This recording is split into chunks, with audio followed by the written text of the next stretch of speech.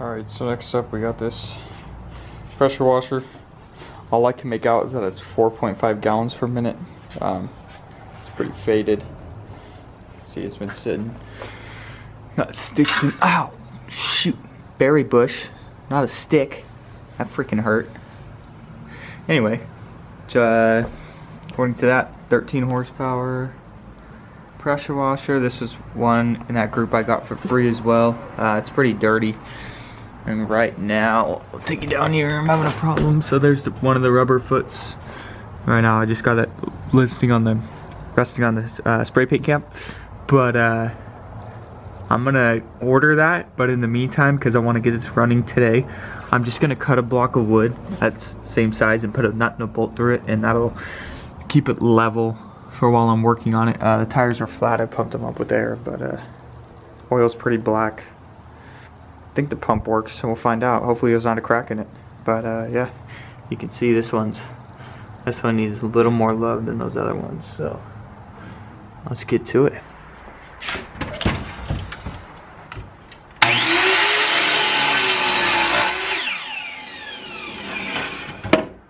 Alright, so this is what I got. I normally drill it with a drill bit, but I'm just getting this garage door organized. So I'm going to use a bolt and a socket, drill a hole through it.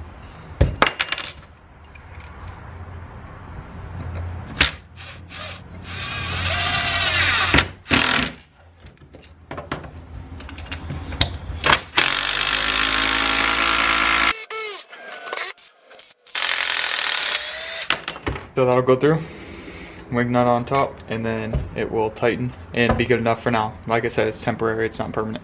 Alright, so we're gonna see if we can get this to work.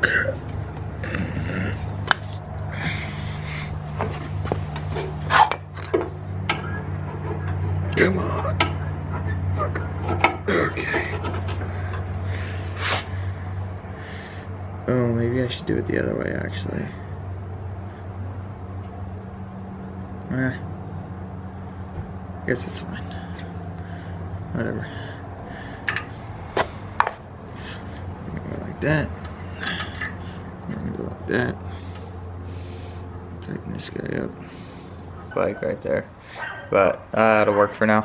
Screw it. Little ghetto engineering right there.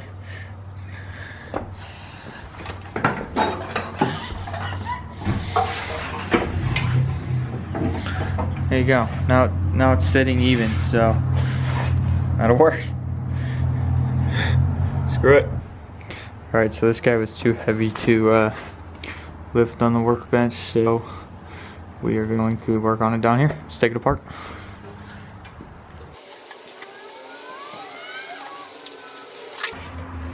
Oh yeah.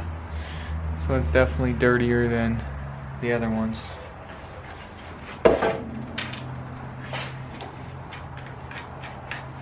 I like this design better, where it's got a wing nut for the cap and then a wing nut for the filter as well.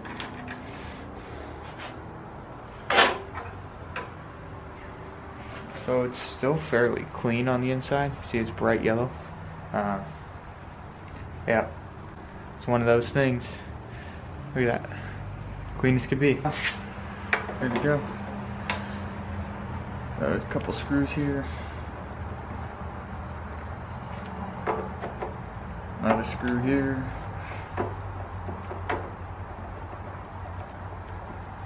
Funny they use these. Just shows how cheap things are from the factory. When they use self-threading screws, you know, it's all about time production, so they don't want to thread the holes themselves. They just put self-tappers in there, self-driving screws. But whatever. Take this guy off. All right. It's pretty clean. Pretty clean down in there too. It's always a good sign of it not being used a lot when airbox is clean, but that's not always the case, especially if they're using it where there's dirt and stuff. It'll get dirty, but for the filter and the airbox being so clean, I got a good feeling about this. So there's gas in the airbox because I tipped it over to put the foot on. That's what happens when you tip it that way. Should have known better, but oh well. We'll fix it. If you guys don't have one of these attachments for drills, they make them. for sockets, for impacts, and drills too. It makes taking bolts off a lot easier. This tube here, it always comes from the engine. There's always a breather tube that goes from where the springs and valves are, or the springs are, and goes into the air box to get fresh air going through there.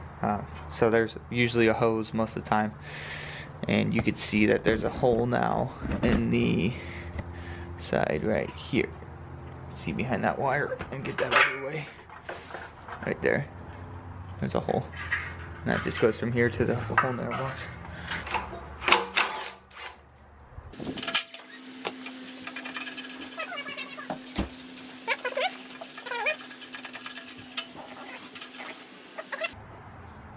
Leaking right here, so I'm gonna cut it and cap it.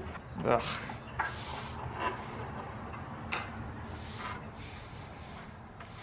Alright, that was gross. Bad hose. It's gonna have to be replaced.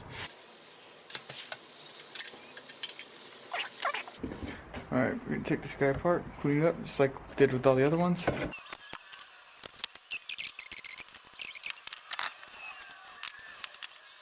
Alright, so I'm going to go ahead and take this fuel tank off because I got to replace the line.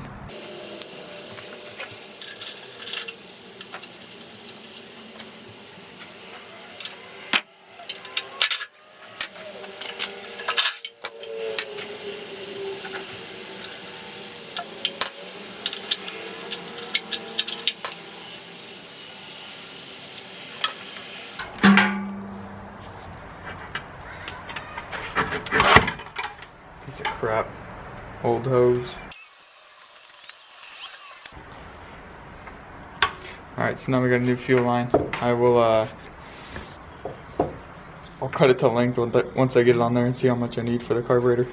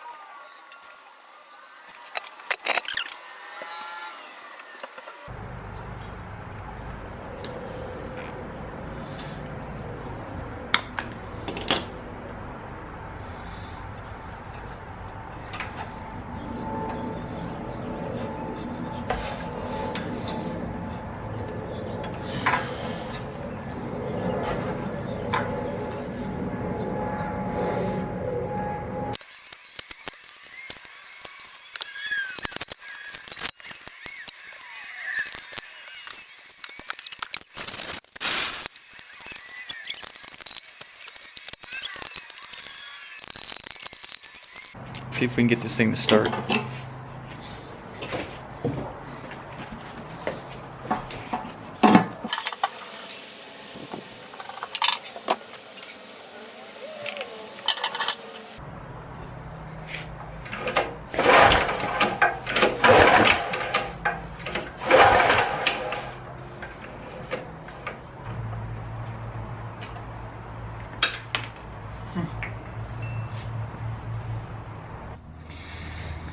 Alright, back at this thing again today. So,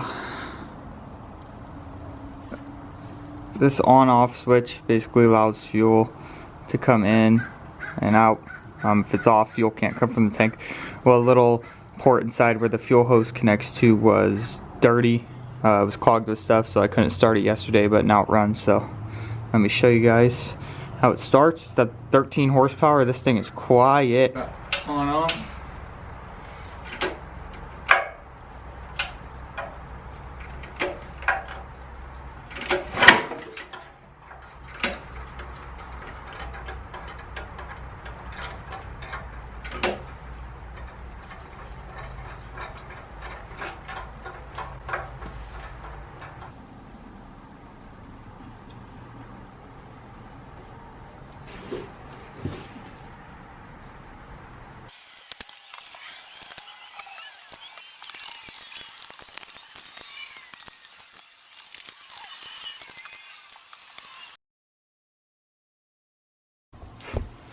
Alright, so current situation.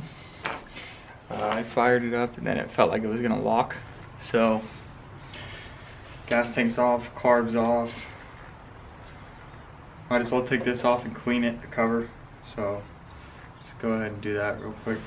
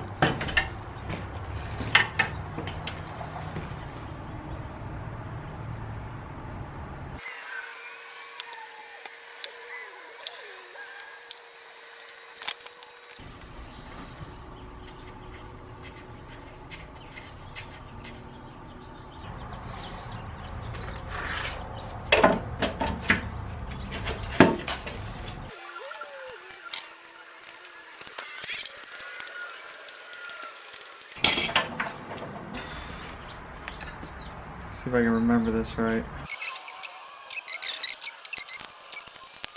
Let's get this cover back on now. This guy's got a little ground. Make sure that goes back there. Roll through. Okay. And I always hand tighten bolts first, so or just to get the thread started.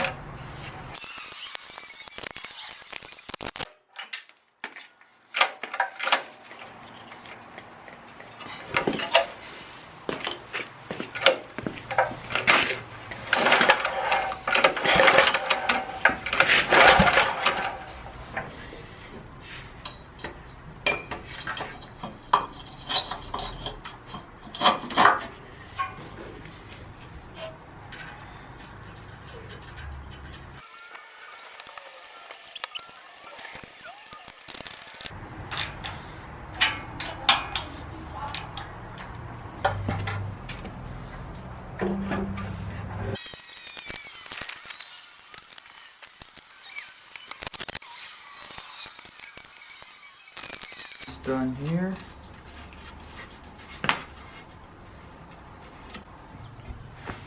See if we can start it this time.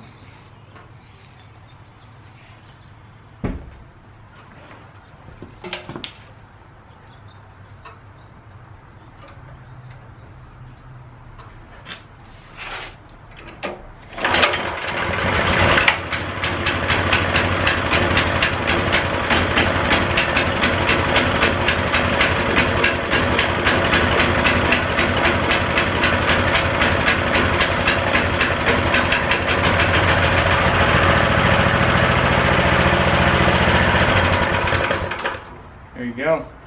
Clean the gas, clean the oil out, ready to go, baby. Alright, so it seems to be working fine. Finally figured out, got all the oil out, changed it, got all the water and gas and whatever else was in the freaking top end out. Before I clean it, I'm gonna go use it, so let's go make some money with this free pressure washer. I'm gonna go wash the backyard. She doesn't want me to use the disc, which is what I normally use when I'm washing concrete, but she just wants me to squirt off the dirt real quick, so let's go use it.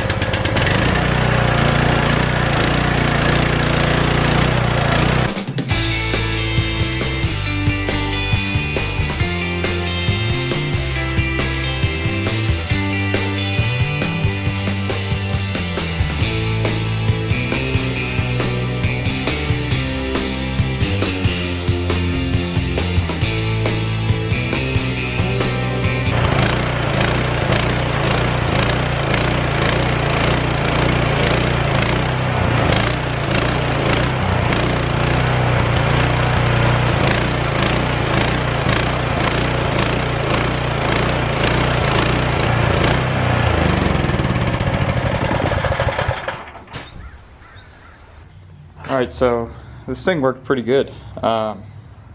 Still a little wet. It was just my neighbor. But yeah, made $100 just doing that. That was easy. I wish I would have filmed for you guys what happened. So I have the part where I tried to start it, but there was water coming out of the muffler. It looked like it was coming out of the side of the engine. There was stuff coming out of the carburetor. I think there was just so much crap in the top end.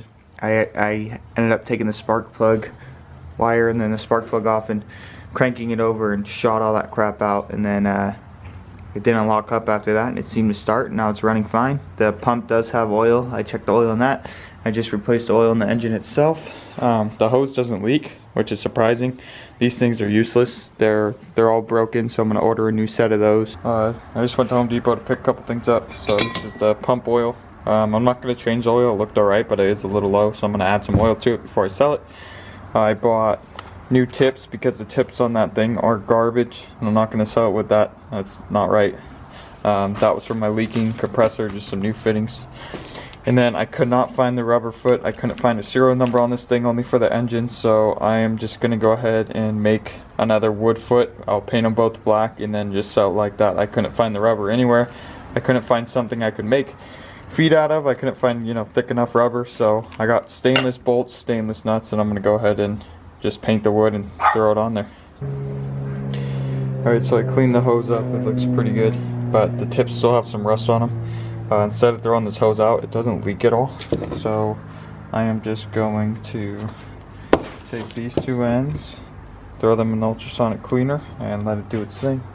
They're just going to go in with that one, in with this one, like that.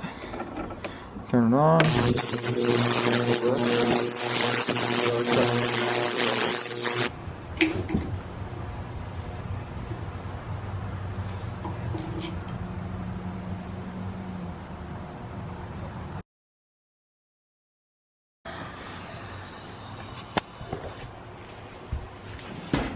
I think I put too much oil in this thing, so I'm gonna have to let some out. There's the glass, it's definitely full.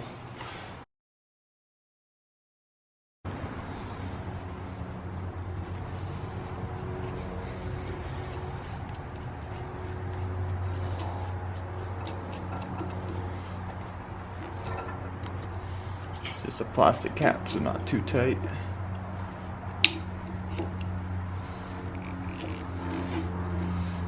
Alright. Let me clean up this mess and get back to you guys.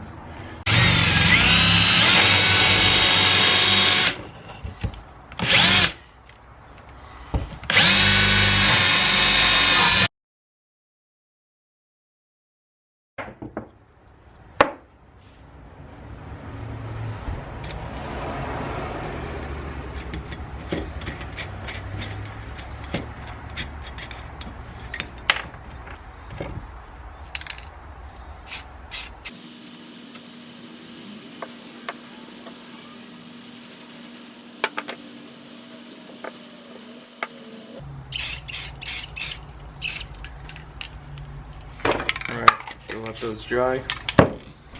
Like my engine hoist here, old toolbox. Anyway, let's get these things installed.